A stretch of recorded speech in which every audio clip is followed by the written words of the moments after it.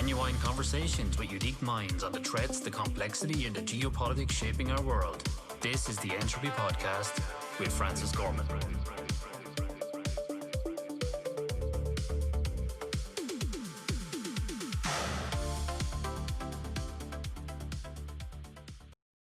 Hi everyone, welcome to the Entropy Podcast. I'm your host Francis Gorman. Before we dive in, if today's conversation challenges you, sparks a new idea, or sharpens how you think about the world, don't keep it to yourself.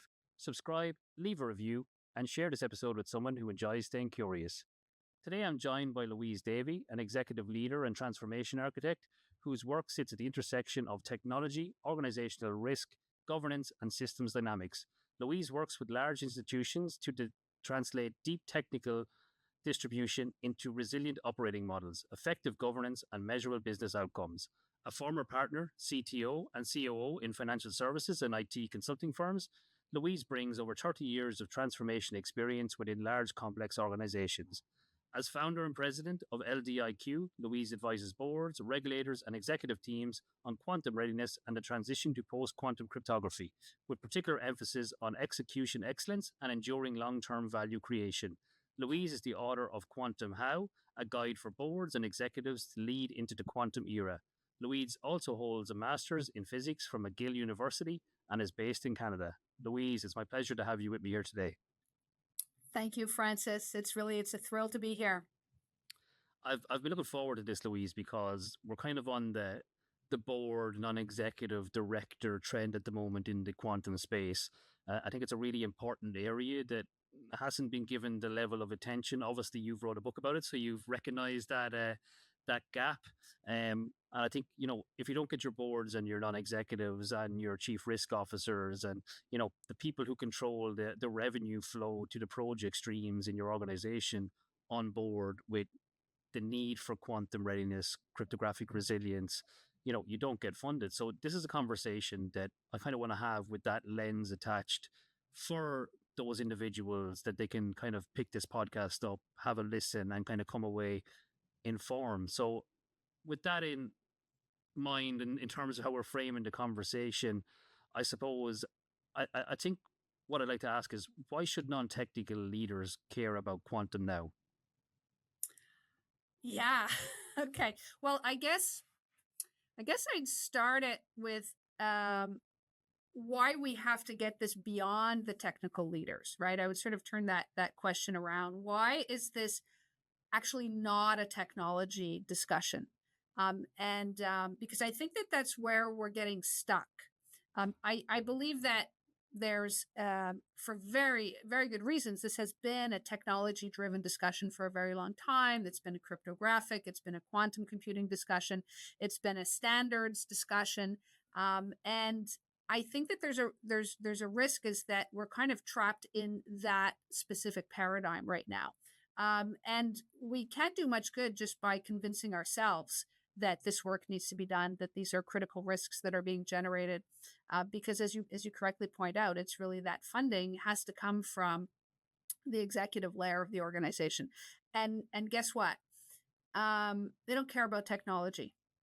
Right? The last thing they want to talk to you about is technology. And if you try to, engage with your board or your senior executives other than your CTO or your CIO on technology, they're just going to shut you out.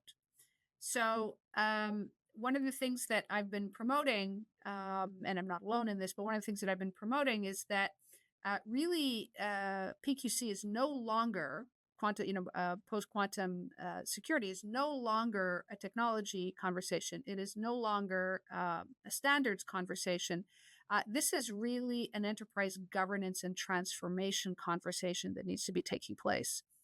And problematically is that many of the people who master the content of, the post-quantum imperatives, these are technology people.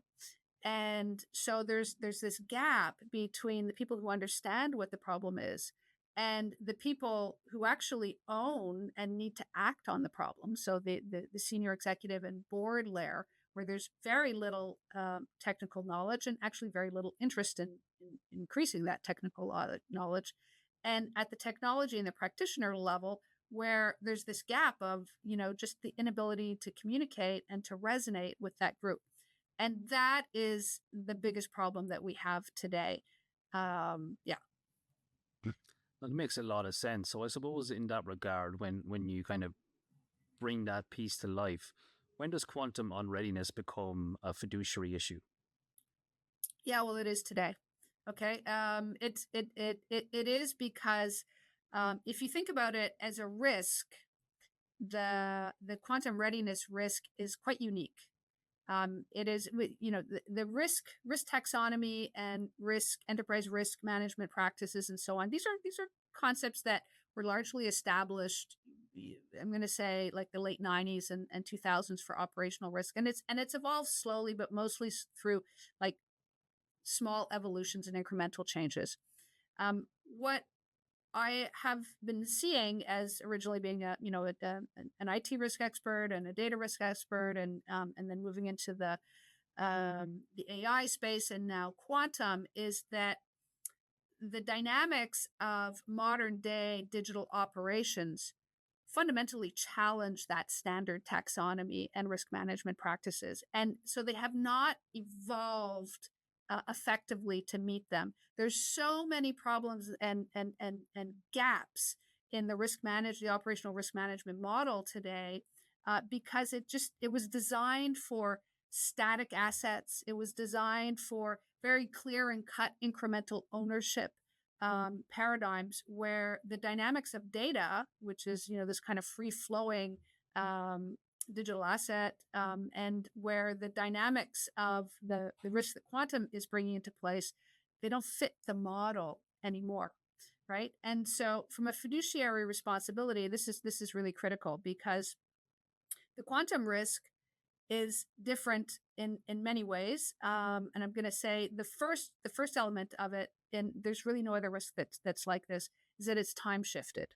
So that the owner of the risk and the decisions required to mitigate it today is not going to be the owner, or unlikely to be the owner, of the consequences of that risk in the future, right? So we have this time shifted thing. And if you think about the standard executive package, like, compensation doesn't go get much more, it doesn't go out much further than the next quarter, and so on. So why would a senior executive, champion this, massive, difficult initiative that won't show any recognition or payoff for, another, well, it's down to like 3, 4, 5, 6 years, but it used to be 10, 15 years out. So that's one of the reasons we haven't gotten traction, is that time shiftedness.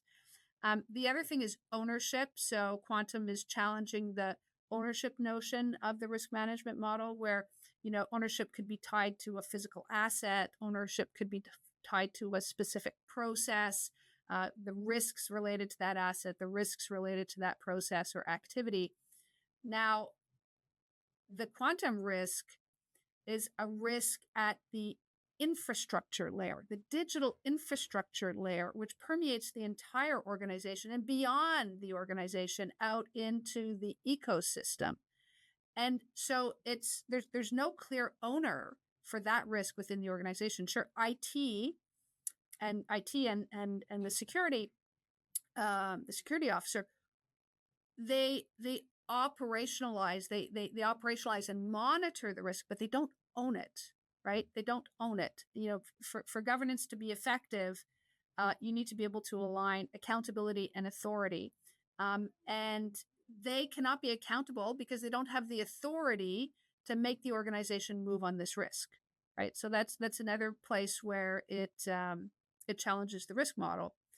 The scale of this is like nothing else we've ever seen. Right? This is by and large the largest technological migration. And I'll call it, transformation, because, as you know, we need to bring in all sorts of new business capabilities that we've ever seen, right? So here we have this risk with no owner, with no champion, that doesn't fit the model, that is off scale for the organization. So there's only one owner for this type of risk, right? Digital trust doesn't belong to any individual function within the organization. It belongs to the organization as a whole. And so the only one possible owner for this is the board of directors, because you cannot go higher than that in terms of the ownership of the oversight. So that's where it becomes a fiduciary duty. Now, the board is accountable for making sure that the organization acts on this, right? Because nobody within the organization can act on it alone. The board is accountable that the organization acts on this. And it becomes an issue of fiduciary duty if they do not act on it. Okay, so that's where we're at. And the problem is that to get them to act on it, we have to be able to explain it and articulate it in terms that they can understand and in terms that they can make decisions on and act on. And I think that's where the failure is. It's that the failure is in the communication. Because if you communicate effectively to a board, if you actually make them aware of this, what's at stake, then they will act. I mean, and if they do not, then they really are at fault. And hey, I'd be looking for another job personally if my board was made effectively aware of the scale of this risk and decided not to act on it. But I don't think that's the case. I think that what I'm seeing is a lot of kind of failure to effectively engage the board and explain to the board in terms that they can act on. I'm really happy that you've brought up the risk problem, because nobody talks about the risk problem. And what I see across multiple institutions and organizations, we don't know how to record the risk. Yeah. The risk, where does the risk sit? Who owns the risk? Why is the risk so goddamn complicated that it doesn't fit the model that we have in place for risk management? You know, that is so that is really the tip of the iceberg here, because if you can't record issues and underpin them to risks, how do you enact change in a governed manner? And I think it's really important to bring that out, Louise. And I think you're probably the first one who's really kind of pulled on that thread and brought it to the fore. The second thing is, and this is what I'm looking forward to, you talked about the importance of communication to the board. How do you explain the quantum risk to a board? What is your secret sauce for getting them to understand and bring this to life?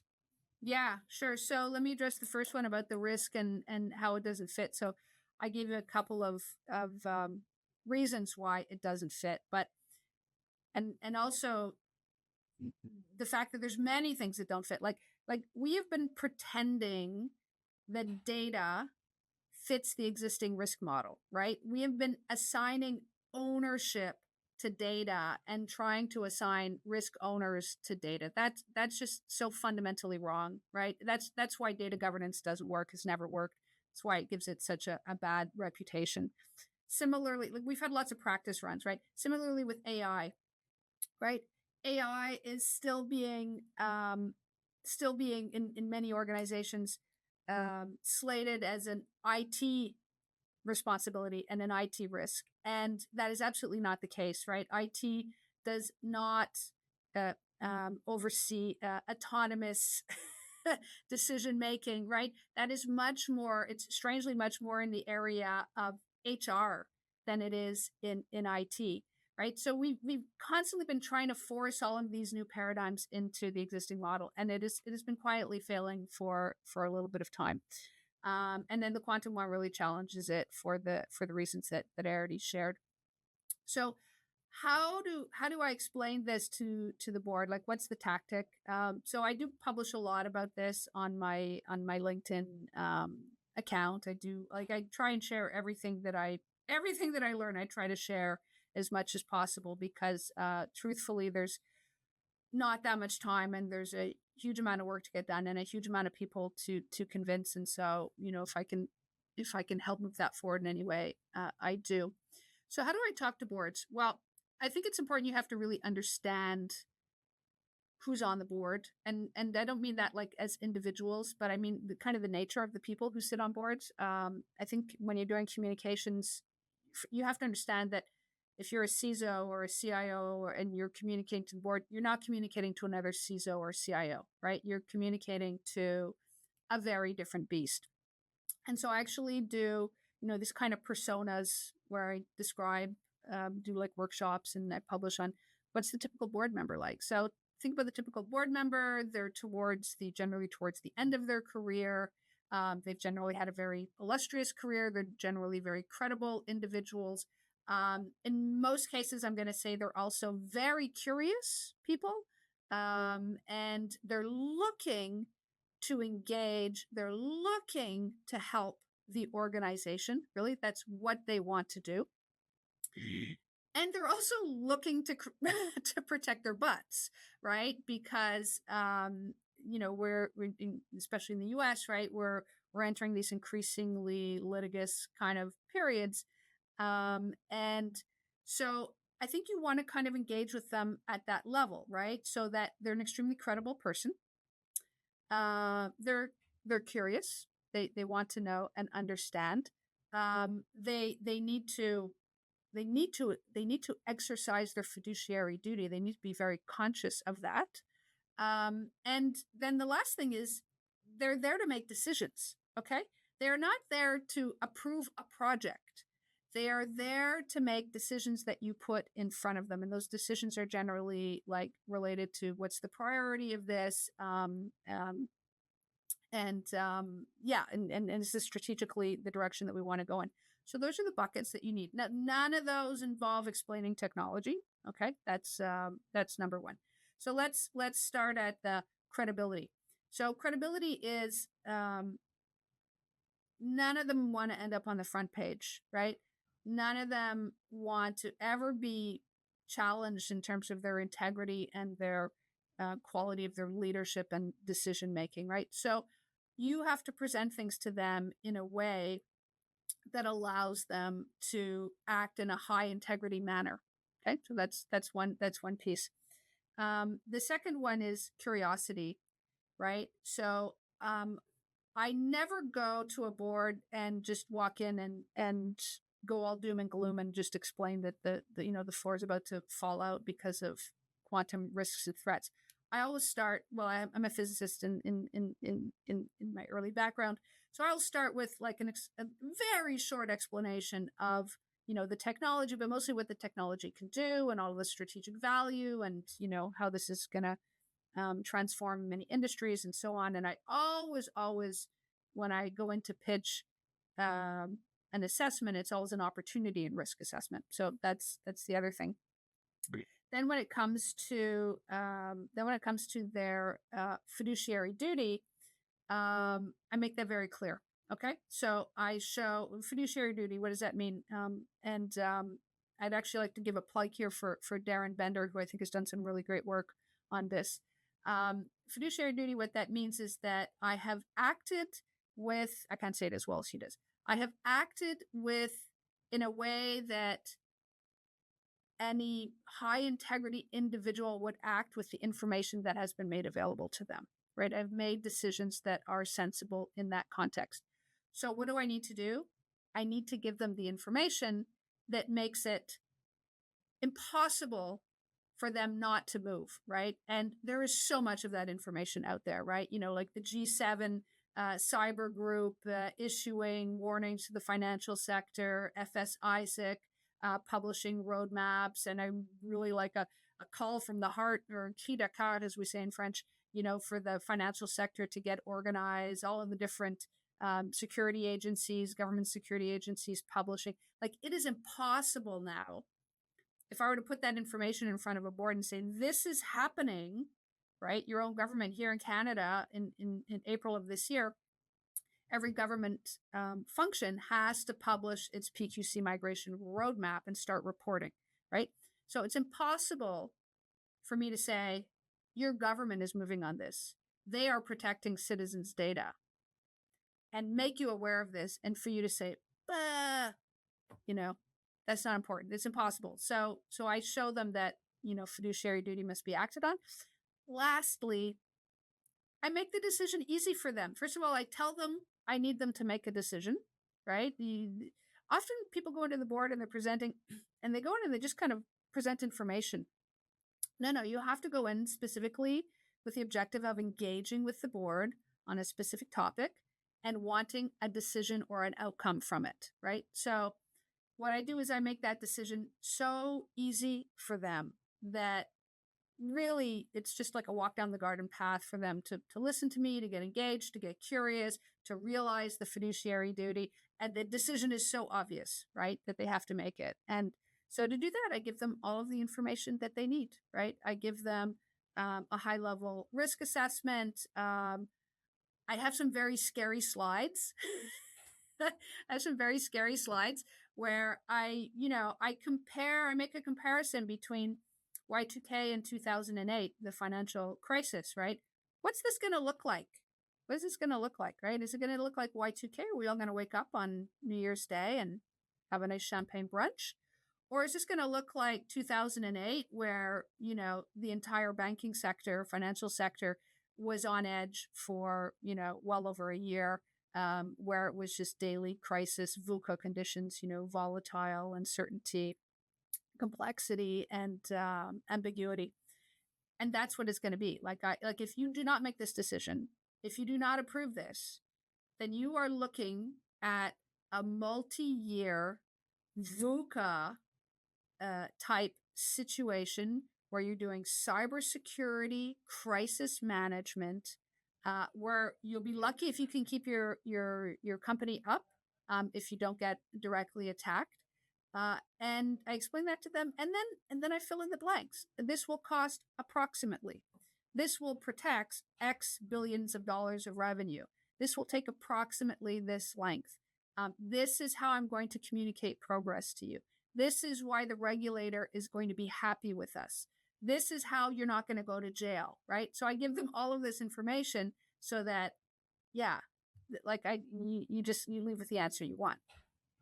And I think that's really key. And I like the way you've kind of tied all of those pieces together, because I don't think that a lot of organizations realize that this could be a company killer. Like, you were talking about trust.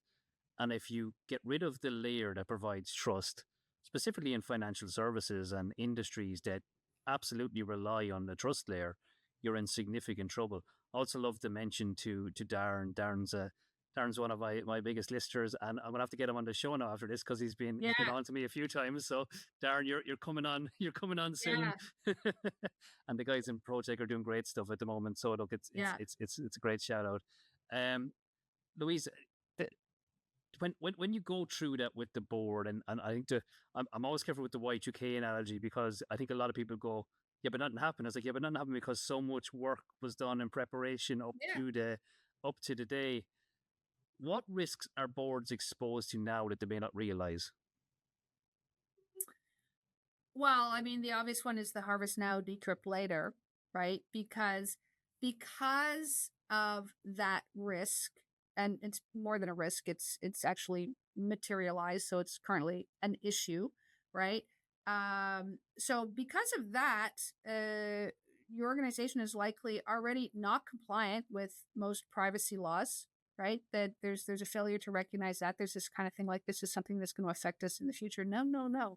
This is happening today. So there's that. There's the risk, as you mentioned, to organizational viability, right? Resilience, basic resilience, the ability to stay operational in the future.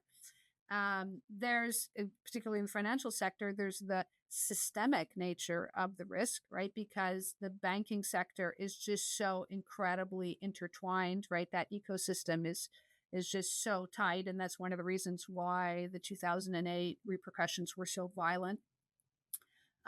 Even in Europe, where, you didn't have that type of predatory lending, yet you still suffered the effects of, what was going on in the US. So those risks are there. But then there's also strategic competitive risks. So again, in the banking sector, there's so many opportunities to leverage quantum computing capabilities that if your organization is not looking at this, you may well be shut out, right? First movers in this area, and there are many of them, are currently out there, securing the physical resources that they need, securing the expertise that they need, and already piloting and testing algorithms that will give them huge advantages in financial sector. It's things like, portfolio management is really an obvious one, but then also, anybody in logistics or transportation, right? Routing and scheduling and I mean, these are huge multinational organizations or banks with, billions and billions of dollars, where if they can incrementally improve performance by 1% or a fraction of percent, that's hundreds of millions, if not billions of dollars right there, right? So if you are not exploring those opportunities, you are at risk of being shut out by the competition. And then I think the big one, this is really the big one that I don't think people are really looking at enough, is insurability, right? And the risk to the insurance industry.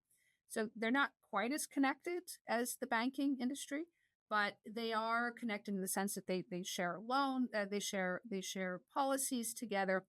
But yeah, because the risks to the risk to insurance companies is that unless they have specifically built-in policies that protect them against the quantum threat, they may be liable for policies for damages that organizations suffer for failure to prepare. Right. So, that's definitely, those are definitely some of the risks that not necessarily everybody is thinking about, might not be on the radar. You're triggering me now, Louise, because when you start talking about these kind of peripheral risks, there's one that keeps coming into the back of my mind that I haven't vocalized quite well just yet, that I see on the outskirts, which is liquidity within large financial institutes as well, because these programs are not going to cost hundreds of thousands. They're going to cost potentially hundreds of millions, depending on the complexity of the environment. But you're also going to have downstream all of your business customers that may need to uplift their technology. They need to amend their credit lines, etc. So that becomes a very keen business interest in terms of, one, we potentially have an exposure on the balance sheet that we may not fully understand, but two, we also have an opportunity for all of these downstream organizations to uplift.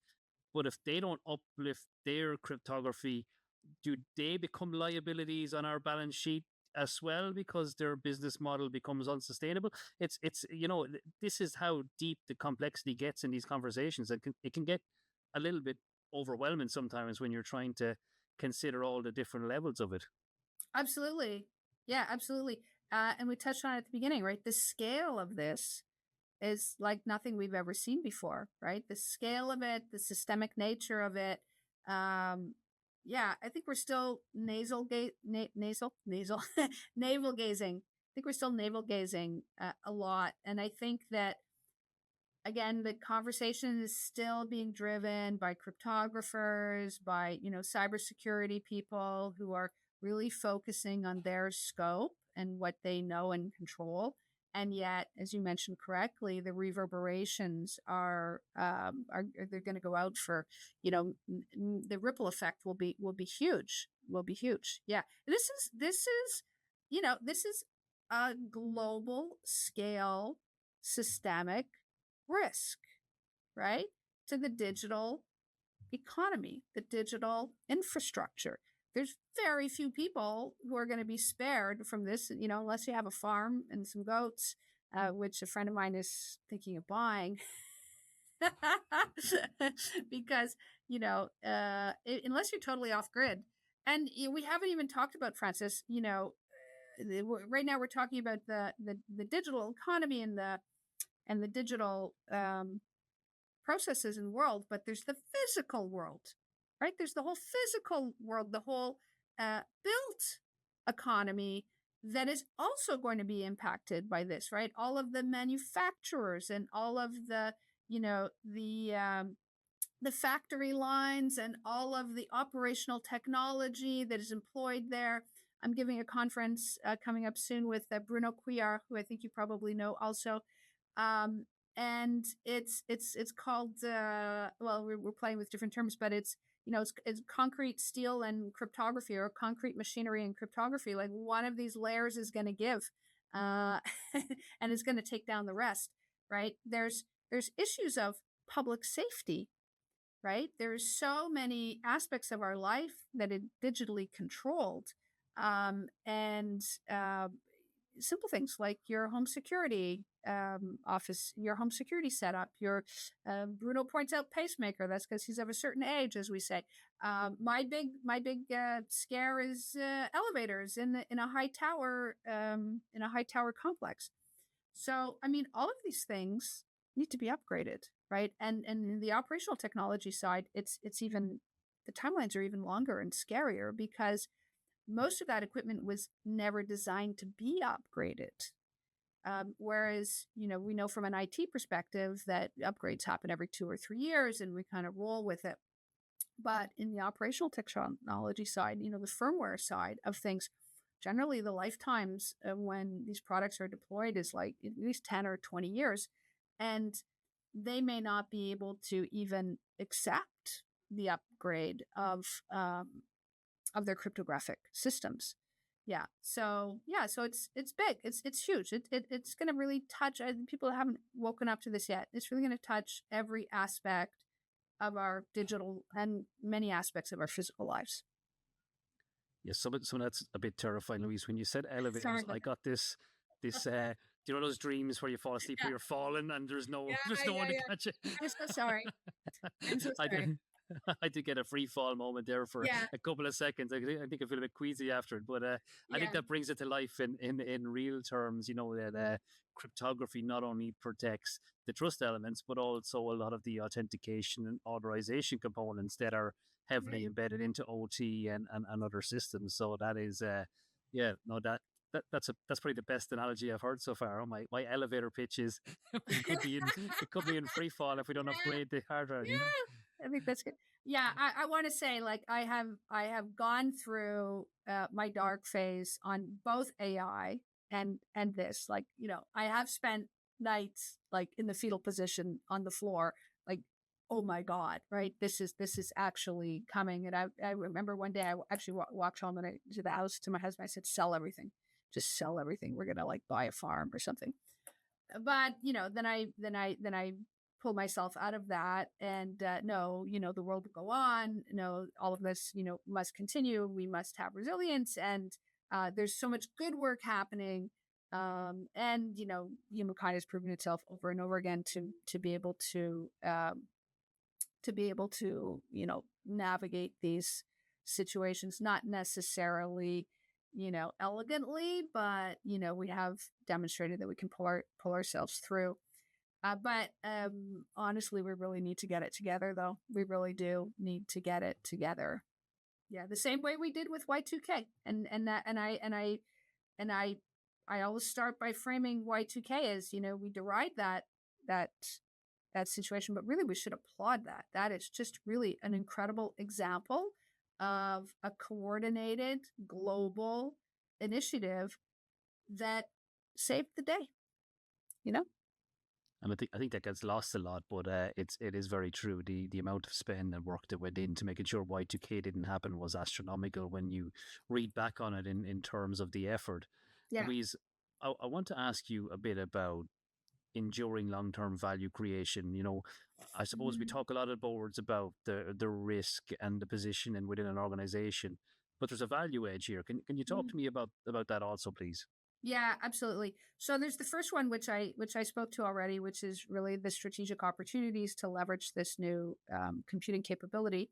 So that's obviously one, and that's low hanging fruit. That's easy to jump on. And most organizations don't realize that the barrier to get into that is actually very low. Like there's many quantum computing companies that offer, packaged deals, packaged use cases to come in and get started and test that. So that's the first thing I want to put out there. The second one is there's so much work that needs to be done, right? And we have a choice, which is to do it smartly or to just stumble along and create a lot of havoc as we do it. And my position, and so when I speak to the point of execution excellence and value creation, is it goes back to, I think it's the Chicago School of Business is famous for its line, like, never let any good crisis go unexploited. And so here's a great case, right? Here's a crisis. Here's where we are forced to move. We are forced to react. We can do it smartly, or, we can do it in a really kind of grotesque, clumsy way. And if we do it smartly, our organizations will come out of this way better than they were going in, right? Like all of the errors of the past, all of the stale legacy technology that we've left hanging around that has caused us, that is creating some of the greatest risks here, all of the organizational inertia, all of the problems with the existing governance models, all of the things that are like slowly dragging our organizations down. Well, here's an opportunity because cryptography sits at the root of the infrastructure. You can't go deeper than that, right? And so we have to go all the way down to the root, and we have to make changes, and we have to understand all of the effects and impacts of those changes. We actually have to understand our organizations in a way with a level of granularity and a level of sophistication that we've never really had to before. So we should really be designing, and this is where my transformation architecture background comes in, we should really be designing our transformation architecture so for two things. One is that we generate the most value possible, is that we get the most done for the least cost. We move as smartly as possible by always making sure that we hit the highest value and the lowest effort, fixes and going on. This will introduce so much intelligence into our business, much more than we've ever had. And if we capitalize and capture that, and we build our capabilities, like basically my philosophy is an organization should be in a constant transformation, right? You should be in constant transformation, and you need to be fueling that transformation with information and intelligence and really crystal clear decision making and rigorous reporting and accountabilities and so on. So this is like the ultimate stress test, and I would fully leverage this opportunity so that the organization that goes in and delivers smartly will come out in a much better posture than when it went in, and we'll be able to capitalize on that for years to come. Much more enterprise level agility, much less technical debt. Yeah. All sounds like great stuff, and I think bringing this to the fore is really important right now, and hopefully the people listening, start to take a few notes, and that kind of leads me into my next and final question. You'll be happy to know, Louise, is what should leaders listening to this do in their next 90 days? What does the next 3 months look like for Quantum Safe? Yeah. So I have a few. What I like to do is so when I speak to boards, again, this is also part of my shtick, is you don't go in and tell them everything, right? What I do is when I meet with boards is I equip them with questions that they should be asking management. So I don't go and I don't take the place of management. I actually work with management when I go in. Management is aware of the questions that I'm going to be giving to the board so that they can start preparing to answer them. But yeah, I equip them with questions, and there's just these very slightly, depending on how well I remember them. But the first question that needs to be asked is the board sufficiently educated and aware to oversee this risk, right? And generally the answer to that is no, they're not. They're not, right? So my first point is make sure that you secure effective board training. And then the next question is, do we have the expertise within the organization to actually meet this risk and challenge at the level that we need to meet it? And I'm going to say that with the exception of some of the larger, more mature organizations, the answer to that is probably no. Even though your organization may have like a top end CISO and so on, no one has faced this challenge before. They have unlikely to have faced this challenge before, and they're unlikely to have mastered all of the concepts that I've been exposing here today, like the risk, the risk taxonomy and the ownership and all of this. These are things that are beyond the CISO's scope and so on. So I generally recommend to the board and to management that they be accompanied, right, by somebody who has been thinking about this for a lot longer than they have, who has experience with this scale or similar scale of transformation and so on. So I have that. The next question is, who is accountable who is responsible for leading this initiative at the enterprise level, right? Because you need somebody to have ownership of this. You need a champion. You need somebody to be running with it. This is a full-time job. Okay. You need somebody to have ownership of this. And this could be, I'm not recommending that it's this could be, in some organization, it could be the CISO, it could be the CIO, but it doesn't have to be. It could be, somebody from the business, it could be somebody from strategy, as long as they're properly accompanied and supported. But who is the one person who is going to bed every night and waking up every morning, and this is their number one priority? So you need to know that. So who is it? And then the next question is, what does that person need from us today as a board? And then my last, and this is the scary question, is what's our plan if Q day comes early and we are left exposed, right? So what does that look like? Those are the questions. I like your mic drop last question as you walk out there. I have a vision of the Obama moment where the microphone just hits the ground and just turns and, and walks out. Yeah, because you don't want to be answering that last question. No. That is brilliant, Louise. Look, Louise, I think this has been really insightful. I've got a lot of value out of myself. I think I'm going to go sharpen my CV. It sounds like that could be a good job to go for in the future. But I really do appreciate you having you on and for sharing your lessons learned and your experiences to date. It's so useful to the community to get those back, and hopefully anyone listening has got something from this, and they can leave us a comment on LinkedIn or YouTube or wherever they listen or watch this from. So really appreciate you having you on, and thanks for joining me today. Yeah, that's great. Thank you so much, Francis. I really appreciate the opportunity. I'm actively looking to grow my network and my reach. So, I invite all of your listeners to follow me on LinkedIn. I promise to bring lots of original content. And also my book, Quantum How, also available in French, Comment Quantique, is available free for download off of my website, which is ldiq.ca.